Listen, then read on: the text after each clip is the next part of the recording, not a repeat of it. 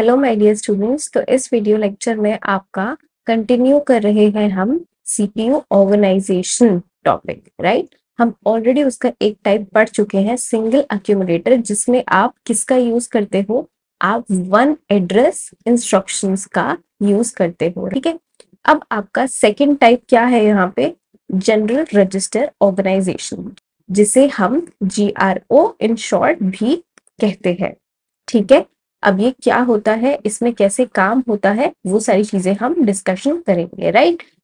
और आपकी इस सीपीयू ऑर्गेनाइजेशन में हम 2 एड्रेस इंस्ट्रक्शंस और 3 एड्रेस इंस्ट्रक्शंस का यूज करते हैं, ठीक है। जैसे हमने आपके सिंगल अक्यूमुलेटर में सिर्फ 1 एड्रेस इंस्ट्रक्शंस का यूज किया था, ऐसे इस वाले जो आपका GRO है उसमें हम या तो 2 एड्रेस या 3 एड्रेस इंस्ट्रक्शंस का यूज करते हैं, ठीक है। अब देखिए, पता है कि आपके सीपीयू में क्या क्या प्रेजेंट होते हैं, रजिस्टर्स, जो आपके इमीडिएट डेटा ट्रांसफर के लिए, डेटा स्टोर करने के लिए आपकी स्टोरेज यूनिट्स होती है, ठीक है। आपका ALU क्या बताता है, ALU आपके जो ऑपरेशंस परफॉर्म करने होते हैं डेटा के ऊपर, अरिथमेटिक लॉजिक यूनिट आपके ऑपरेशंस परफॉर्म करता है। फिर आपके पास होती है कंट्रोल यूनिट, जो इन सारी चीजों को कंट्रोल कर रहा है कि कौन सा इंस्ट्रक्शन कब परफॉर्म होगा, कैसे कैलकुलेशंस होंगी, ये सारी चीजें किसके कंट्रोल में है, कंट्रोल यूनिट के, राइट। तो अब हमारे इस वाले सीपीयू ऑर्गेनाइजेशन के टाइप में क्या किन किन चीजों का यूज हुआ है, किन किन कंपोनेंट्स, ये इतना बड़ा डायग्राम देख के घबराना नहीं है, ठीक है। तो इनमें किस किस कंपोनेंट का हमने यूज किया है और क्यों यूज किया है, सबसे पहले हम वो समझते हैं, ठीक है। देखिए, आपको यहाँ पे क्या दिख रहा है, आपके R1, R2, R3, R4, R5 and R7, ये आपके क्या है, जनरल पर्पस रजिस्टर्स है, ठीक है। जैसा कि आपको यहाँ पे नाम दिख रहा है ना, जनरल रजिस्टर्स। इनको जनरल रजिस्टर्स क्यों कहा गया है, क्योंकि आपके पास कुछ रजिस्टर्स फिक्स्ड होते हैं ना। फॉर एग्जाम्पल आपके पास क्या है, प्रोग्राम काउंटर है ना। प्रोग्राम काउंटर क्या करता है, क्या किसका एड्रेस स्टोर करता है, आपके नेक्स्ट इंस्ट्रक्शन का एड्रेस को स्टोर करता है, ठीक है। या फिर आपका हो गया स्टैक पॉइंटर, हो गया इंस्ट्रक्शन रजिस्टर है, डेटा रजिस्टर्स है, ये सारे रजिस्टर्स का जो भी टास्क है वो ऑलरेडी प्रीडिफाइंड है, फिक्स्ड है, ठीक है। बट आपके पास कुछ जनरल पर्पस रजिस्टर्स होते हैं जिनको आप किसी भी टास्क के लिए यूज कर सकते हो, ठीक है। तो इसलिए उनको कहा जाता है जनरल रजिस्टर्स, ठीक है। तो अब हमने यहाँ पे किसका यूज किया है, ये आपके R1 to R7 कितने भी रजिस्टर्स का आप यूज कर सकते हो, ठीक है। हमने यहाँ पे 7 रजिस्टर्स यूज किए हैं, ठीक है। तो ये है आपके जनरल पर्पस रजिस्टर्स, ठीक है। अब देखिए यहाँ पे हमने मल्टीप्लेक्सर, मक्स आपको पता है, हमने बसेस में भी डिस्कस किया था या फिर आपने डिजिटल में भी पढ़ा होगा। अगर नहीं पढ़ा है तो मक्स क्यों यूज करते हैं, अगर आपके पास बहुत सारे इनपुट्स हैं, उन बहुत सारे इनपुट्स में से आपका सिर्फ एक ही आउटपुट सिलेक्ट होगा, ये किसका काम है, मल्टीप्लेक्सर का काम है, ठीक है। और उसमें ये जो आपको SELA और SELB दिख रहा है, ये क्या है, ये है आपकी सिलेक्ट लाइंस।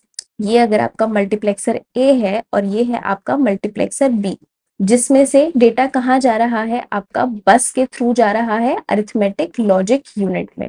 क्यों जा रहा है वो हम देखते हैं अभी। पहले हम क्या डिस्कस कर रहे हैं कि आपका मल्टीप्लेक्सर बेसिकली यहाँ पे यूज क्यों हुआ है, ठीक है। तो मल्टीप्लेक्सर का आपका एक जनरल क्या यूज है, उसका यूज ये है कि अगर आपको बहुत सारे इनपुट्स दिए तो आप आउटपुट में सिर्फ एक ही लाइन को सिलेक्ट करोगे, एक ही आउटपुट मिलेगा, ठीक है। और यहाँ पे सिलेक्ट लाइंस का इनपुट का और आउटपुट का क्या रिलेशन होता है मल्टीप्लेक्सर में, अगर आपके पास n सिलेक्ट लाइंस हैं तो आपके पास इनपुट्स होंगे 2n और आपको आउटपुट में क्या मिलेगा, हमेशा ऑलवेज आउटपुट होगा आपका 1, सिर्फ एक। ये वैल्यू नहीं है 1, ये क्या है, सिर्फ आउटपुट, मतलब नंबर ऑफ आउटपुट्स। जैसे ये आपकी नंबर ऑफ इनपुट्स है तो आपके नंबर ऑफ आउटपुट्स कितने होंगे, 1 होंगे। और ये क्या है, आपकी select lines, number of select lines, ठीक है।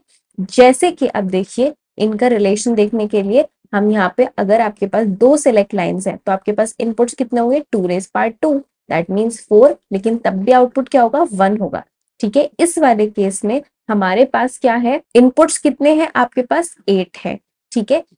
8 क्यों है, 7 हमारे पास यहाँ पे, ये देखिए, ये जो अब आपके रजिस्टर्स हैं 1 2 3 4 5 6 7, इन सब को हमने किससे कनेक्ट किया है, मल्टीप्लेक्सर के इनपुट से कनेक्ट किया है, ठीक है। और आपका ये जो 8 वाला इनपुट है, ये आपका एक एक्सटर्नल इनपुट है। ये यहाँ पे क्यों यूज किया जाता है, ये आपका जीरो की तरह एक्ट करता है, मतलब आपके अगर कोई एक्सटर्नल डेटा है वो इसमें स्टोर हो सकता है। ठीक है, फॉर एग्जाम्पल अगर इसमें जीरो स्टोर हो गया तो आपको किस टाइप के ऑपरेशंस करना इजी रहेगा। अगर सपोज करो रजिस्टर 1 में अभी कोई डेटा है ना, हमें क्लियर करना है, तो आप सिंपल क्या करोगे, इनपुट की वैल्यू को किस में मूव कर दोगे, R1 में मूव कर दोगे, तो आपका ये जो रजिस्टर है ये क्लियर हो जाएगा।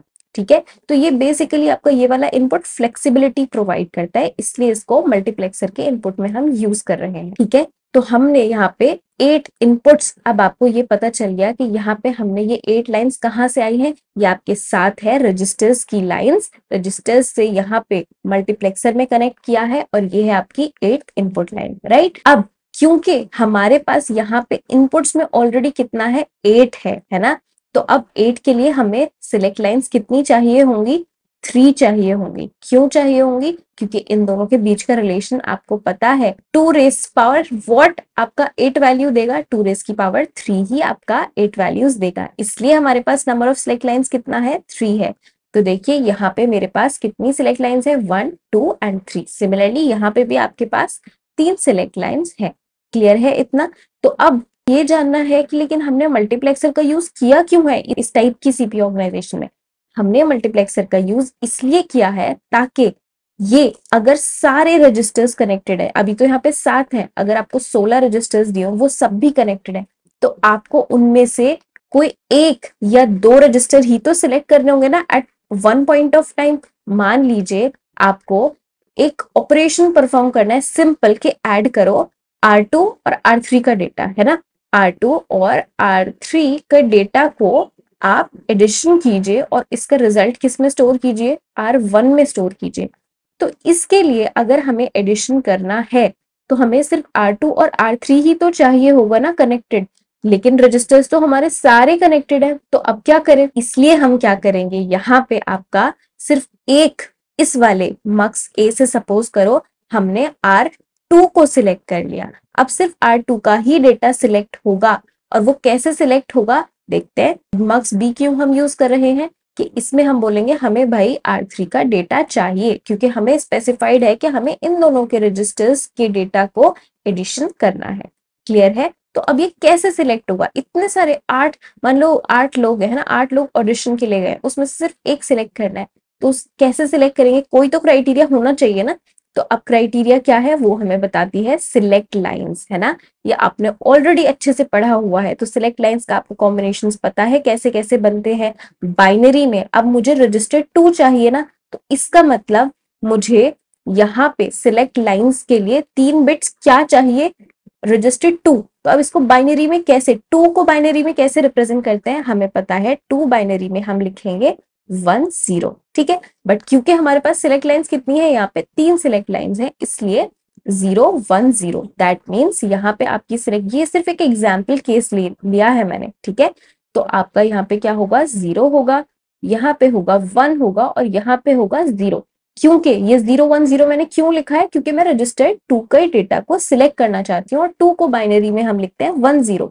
लेकिन हमारे पास सिलेक्ट लाइंस कितनी है, 3 है। 3 क्यों है, ये अभी इसका रीजन हम देख चुके हैं, है ना। तो इसलिए मुझे सिलेक्ट लाइंस पे यहाँ क्या लिखना होगा, 0 1 0। ठीक है, सिमिलरली अगर मुझे यहाँ पे रजिस्टर 3 के डेटा को आउटपुट में लेके आना है तो मुझे यहाँ पे क्या लिखना पड़ेगा, सिलेक्ट लाइंस में यहाँ पे मुझे लिखना पड़ेगा 3, और 3 को बाइनरी में कैसे लिखते हैं, 1 1। तो इसका मतलब 0 1 1 आपकी सिलेक्ट लाइंस पे यहाँ पे प्रेजेंट होगा। इतना क्लियर है कि अब हमने मल्टीप्लेक्सर क्यों यूज किया है अपने रजिस्टर्स के साथ। ठीक है, अब ये जो आपका यहाँ से सिलेक्ट हुआ कि भाई R2 का डेटा आपके आ गया आपके मक्स ए में और R3 का डेटा आ गया आपके मक्स बी में, ये अब कहाँ जाएगा, अब फाइनली हमें करना क्या है, अल्टीमेटली हमारा गोल क्या है कि इन दोनों के डेटा को प्लस करना है। वो कौन करेगा, आपको पता है आपका अरिथमेटिक ऑपरेशंस किसके थ्रू परफॉर्म होगा, आपका अरिथमेटिक ऑपरेशन परफॉर्म होगा अरिथमेटिक लॉजिक यूनिट के थ्रू। तो इसलिए हमें इसके डेटा को कहाँ भेजना है, हमें भेजना है अरिथमेटिक लॉजिक यूनिट में। क्लियर है। ठीक है, अब देखो जब ये आपका ऑपरेशन परफॉर्म हो जाएगा तो आउटपुट वापस हमें R1 में लिखना है ना, तो अब आपका आउटपुट दोबारा कहाँ कनेक्टेड है, दोबारा कनेक्टेड है आपके सारे रजिस्टर्स में। बट अगेन वही प्रॉब्लम है, अब अगर सारे रजिस्टर्स में कनेक्टेड है तो यार R1 में कैसे लिखेंगे, है ना, ये कौन बताएगा हमें। अब ये बताने के लिए हमारे पास एक नया कंपोनेंट प्रेजेंट है, that is what, decoder. Decoder भी आपने ऑलरेडी पढ़ा हुआ होगा, हमने ये भी इसका भी यूज किया है आपका, ठीक है। बट अगर आपको नहीं पता तो इन जनरल टर्म्स डिकोडर आपका डिकोड करने के लिए, जैसा कि नाम से पता चल रहा है, यूज होता है, ठीक है। इसमें आपका यहाँ पे अगेन आपके पास 3 सिलेक्ट लाइंस हैं। क्यों 3 सिलेक्ट लाइंस है, देखिए ये आपका, ये कैसे काम करता है कि अगर आपके पास n सिलेक्ट लाइंस है ना, यहाँ पे आपके पास सिलेक्ट लाइंस ही एज इनपुट एक्ट करते हैं। तो अगर आपके पास n सिलेक्ट लाइंस हैं और तो आउटपुट कितने होंगे, आपके पास आउटपुट होंगे 2 रेज पावर n, ठीक है। तो अब ये क्या करेगा, इन 2 रेज पावर n में से आपकी किसी एक आउटपुट को ही एक्टिवेट करेगा at one point of time.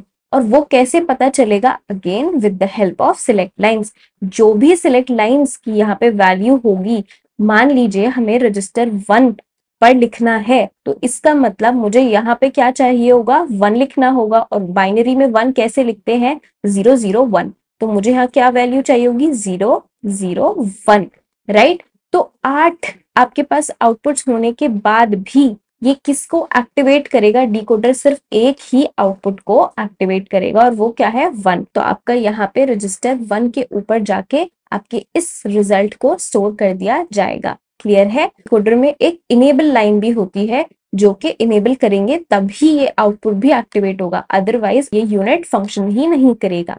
Clear है।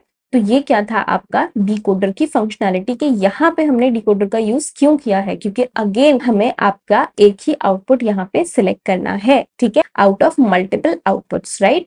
तो हमने यहाँ पे 3/8 डिकोडर का ही क्यों यूज किया है ना। आप ये भी तो सोच सकते हो कि हम यहाँ पे सपोज कीजिए ये रिलेशन है ना, तो आप ये भी तो कह सकते थे कि मैम 2 और 4 का हमने क्यों यूज नहीं किया 2/4, जैसे 3/8 है। तो अगर आप 2/4 का यहाँ पे यूज करते तो क्या आपके पास इनफ आउटपुट्स होते, क्योंकि हमारे पास रजिस्टर्स तो 7 है। तो इसलिए अब आप 7 तो लिख नहीं सकते हो ना, आप 2 की टर्म्स में लिखना होता है, 2 raise power 1, 2 raise power 2, 2 raise power 3, 2 raise to power 4, 5 and so on, है ना। तो इसलिए अब आप 7 तो नहीं लिखोगे ना 3/7। तो आपको, क्योंकि 4 आपके लिए काफी नहीं है, आपको 7 चाहिए, इसलिए हमने ये वाला यहाँ पे रिलेशन क्या यूज किया, 3/8 का डिकोडर हमने यूज किया है। ये क्लियर हुआ कि हमने साइज को कैसे सिलेक्ट किया है। आप उसी के अकॉर्डिंग, जो भी आपको कॉन्फ़िगरेशन दी होगी उसी के अकॉर्डिंग आप सिलेक्ट करते हो। अगर आपको दिया हुआ है क्वेश्चन में कि 16 रजिस्टर्स हैं, तब आप 3/8 का नहीं सिलेक्ट करोगे, तब आप ऑब्वियसली आपके डिकोडर का साइज भी बढ़ जाएगा, क्योंकि हमारे पास 16 रजिस्टर्स हैं। तो सिंपल यहाँ पे 8 की जगह क्या आएगा, 16 आएगा, और उसके लिए हमें सिलेक्ट लाइंस कितनी चाहिए होंगी, 4 सिलेक्ट लाइंस चाहिए होंगी। इतना क्लियर है। चलिए अब उसके बाद देखते हैं कि अब ये यहाँ पे ये जो ऑपरेशन परफॉर्म, ये सब तो हमने फंक्शनैलिटी देख ली कि कैसे हमने रजिस्टर को पहले मल्टीप्लेक्सर के इनपुट में कनेक्ट किया है ना, फिर इसको हमने दिया अरिथमेटिक लॉजिक यूनिट में, फिर परफॉर्म होके ऑपरेशन जो भी करना है वो हमने आउटपुट राइट कर दिया एक रजिस्टर सिलेक्ट करके with the help of what, decoder, right. But actual में अब ये जो आपका ऑपरेशन परफॉर्म हुआ है ना, ये कैसे होगा, कौन सा ऑपरेशन है, इसके लिए भी तो कोई कोडिंग होनी चाहिए ना। तो अगेन वो किसके थ्रू हमें पता चलती है, वो हमारे पास यहाँ पे क्या होती है, ऑपरेशन लाइंस होते हैं। वो हमें बताते हैं कि हमको कौन सा ऑपरेशन इस टाइम पे परफॉर्म करना है, ठीक है। और इस पूरे सिनेरियो के लिए हम किसका यूज कर रहे हैं, कंट्रोल वर्ड का यूज कर रहे हैं। अब ये क्या है यहाँ पे 333, ये सारी हम चीजें समझते हैं, बट एक बार मैं आपको एग्जाम्पल दिखाती हूँ कि आपका यहाँ पे ऑपरेशन जो ये लिखा हुआ है, ऑपरेशन लाइंस, इनकी कोडिंग किस टाइप से हो सकती है, ठीक है। और यहाँ पे देखिए ये 5 ही लाइंस क्यों है, आपके मन में ये क्वेश्चन आ सकता है कि 4 लाइंस भी तो हो सकती है, 3 लाइंस भी तो हो सकती है, 2 लाइंस भी तो हो सकती है। बट अगेन हम यहाँ पे क्या अज्यूम कर रहे हैं, क्योंकि ये अज्यूम मैंने वर्ड क्यों यूज किया है, क्योंकि ये आपका वेरी होता है आर्किटेक्चर टू आर्किटेक्चर, कि आपका एआरयू कितने ऑपरेशंस परफॉर्म कर सकते हैं। तो हमने इस एग्जाम्पल में क्या माना है कि आपकी जो अरिथमेटिक लॉजिक यूनिट है वो 32 ऑपरेशंस, अलग अलग डिफरेंट ऑपरेशंस को परफॉर्म कर पा रही है। जैसे कि आपका हो गया एडिशन ऑपरेशन, जैसे कि आपका सब्ट्रैक्शन, मल्टीप्लिकेशन, फिर आपके शिफ्ट ऑपरेशंस हो गए, ऐसे करके 32 ऑपरेशंस हैं जो हमारा ALU परफॉर्म कर पा रहा है। तो 32 को रिप्रेजेंट करने के लिए आपको अगेन पता है कि कितनी लाइंस की जरूरत पड़ेगी। यहाँ पे सब कुछ बाइनरी में चल रहा है, तो हमारे पास 2 रेज टू पावर व्हाट क्या चीज होनी चाहिए कि हमें 32 मिले, 2 रेज पावर 5 होगा तभी हमें 32 मिलेगा ना। तो इसलिए हमने यहाँ पे क्या यूज किया है, 5 ऑपरेशन लाइंस का यूज किया है। इनके अकॉर्डिंग जो भी इनकी वैल्यू होगी, सपोज करो मुझे, देखिए अब आप इस टेबल पे जाइए, ये आपकी एक टेबल है, एग्जाम्पल है ना। यहाँ पे अभी इस टेबल को भूल जाइए, पहले इस टेबल को देखिए। इस टेबल में मान लीजिए ये है आपकी पूरी कोडिंग कि अगर मुझे ऑपरेशन 1 परफॉर्म करना है तो मेरे तो मेरी ऑपरेशन लाइंस पे क्या होना चाहिए, 0 0 0 0। मतलब अगर मुझे 0 मिलता है तो मैं क्या ऑपरेशन परफॉर्म करूंगी, इस ऑपरेशन का नाम है ट्रांसफर ए, और सिंबल क्या है, ये सिंबल है उसका। तो एक्चुअल में काम हो कैसे रहा है, आपको जब तक ये क्लियर नहीं होगा तब आप सिर्फ रट्टा ही मार सकते हो, ठीक है। अगर मान लीजिए मेरा जो सेकंड ऑपरेशन है, मान लीजिए वो है इंक्रीमेंट ए, उसका मैंने कोड वर्ड क्या लिखा है, 1। तो अब क्योंकि मुझे हर एक ऑपरेशन लाइन के लिए बताना पड़ेगा ना, तो आपके पास 5 बिट्स हैं, ऑपरेशन 5 ऑपरेशन लाइंस हैं, तो 1 मैं कैसे रिप्रेजेंट करूंगी, यूजिंग 5 बिट्स, 0 0 0 0 1, राइट। फिर मुझे अगर सेकेंड ऑपरेशन परफॉर्म करना है, वो क्या है आपका एडिशन, तो इसके लिए मेरे पास कोड क्या है, 2 को मैं कैसे रिप्रेजेंट करूंगी, यूजिंग 5 बिट्स, 0 0 0 0 1 0, ठीक है, एंड सो ऑन।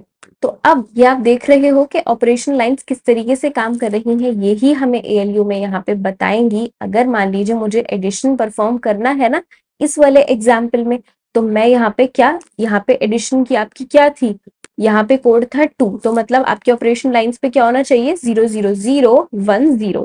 तो इसका मतलब मेरे पास यहाँ पे क्या होना चाहिए, 0 0 0 1 0। तो जैसे ही ये कोड दिखेगा ना, ये बोलेगा ओके इसका मतलब 2, और 2 क्या करेगा, मेरे पास 2 है एडिशन ऑपरेशन, तो एक तुरंत एडिशन परफॉर्म करके उसको कहाँ दे देगा, आपके आउटपुट में, जो कि किससे कनेक्टेड है, आपके R1 पे, वो जो हमने यूज की, वो जो हमने सिलेक्ट किया है यूजिंग डिकोडर, ठीक है। अब यहाँ पे देखिए ये कंट्रोल वर्ड क्या है, ये कंट्रोल वर्ड, ये जो आपका 333 लिखा है, ये साइज लिखे हैं। देखिए सिलेक्ट लाइंस यहाँ पे किसकी है, ये सिलेक्ट ए, आपका जो फर्स्ट वाला मल्टीप्लेक्सर है, ये वाले मल्टीप्लेक्सर में हमने कितनी सिलेक्ट लाइंस का यूज किया था, 3 सिलेक्ट लाइंस का यूज किया था। इसलिए यहाँ पे ये पूरा कंट्रोल वर्ड है, एक पूरा जो सिस्टम कंट्रोल कर रहा है। और ये टोटल अगर आप करोगे तो ये टोटल कितनी बिट्स हो जाएंगी, 3 + 3 + 3 9 एंड 5 14 बिट्स का आपका कंट्रोल वर्ड है। तो अब कंट्रोल वर्ड में क्या क्या चीजें हैं, सिलेक्ट ए जो कि आपके ये वाले मल्टीप्लेक्सर के लिए है, सिलेक्ट बी आपकी 3 सिलेक्ट लाइंस आपके ये वाले मल्टीप्लेक्सर के लिए है, then you have select D जो आपने डिकोडर के लिए सिलेक्ट लाइंस यूज की है। उसके बाद आपके पास क्या है, OPR मींस ये जो आपकी ऑपरेशन लाइंस है, ऑपरेशन कोड है, इसके लिए हमने 5 बिट्स का इस्तेमाल किया है, इसलिए हमने यहाँ पे क्या लिखा है, 5। तो इसका मतलब टोटल कंट्रोल वर्ड की लेंथ आपके इन सब बिट्स को ऐड करोगे तो 14 बिट्स हो गई है। क्लियर है, तो ये पूरा आपका क्या था, जनरल रजिस्टर ऑर्गेनाइजेशंस। अब आपको ये क्लियर हुआ होगा कि आपके CPU में जो रजिस्टर्स हैं, जनरल रजिस्टर ऑर्गेनाइजेशन अगर यूज करते हो, जिस CPU में GRO यूज किया गया है, उसकी फंक्शनैलिटी कैसे होती है, ठीक है। मैंने आपको एग्जाम्पल के लिए यहाँ पे ये कोड्स भी दे दिए हैं कि अगर कौन सा ऑपरेशन आपका परफॉर्म होगा किस कोड के थ्रू। और ये क्या है आपका, हमने देखा था ना कि अगर आपकी सिलेक्ट लाइंस, अगर मुझे R1 सिलेक्ट करना है तो उसके लिए क्या कोड होना चाहिए, 1 होना चाहिए, है ना। और बाइनरी में 1 को कैसे रिप्रेजेंट करते हैं, 0 0 0 1। और अगर मुझे R2 सिलेक्ट करना है तो मेरे पास क्या होना चाहिए, 2 को रिप्रेजेंट करने के लिए बाइनरी में 0 1 0। सिमिलरली 3 के लिए 0 1 1। अगर आपको ये सब याद नहीं है ना, तो देखो आप इसकी तो आदत डालो, एटलीस्ट 7 तक आपको टिप्स पे होना चाहिए कि 0 को कैसे लिखोगे, 2 बिट्स में, 3 बिट्स में, है ना। 1 को अगर 2 बिट्स, मान लीजिए यहाँ पे 3 बिट्स लेते हैं तो 0 0 1। अगर आपके पास 2 है तो इसको कैसे लिखेंगे, 0 1 0। 3 है तो 0 1 1। 4 है तो 1 0 0। 5 है तो 1 0 1।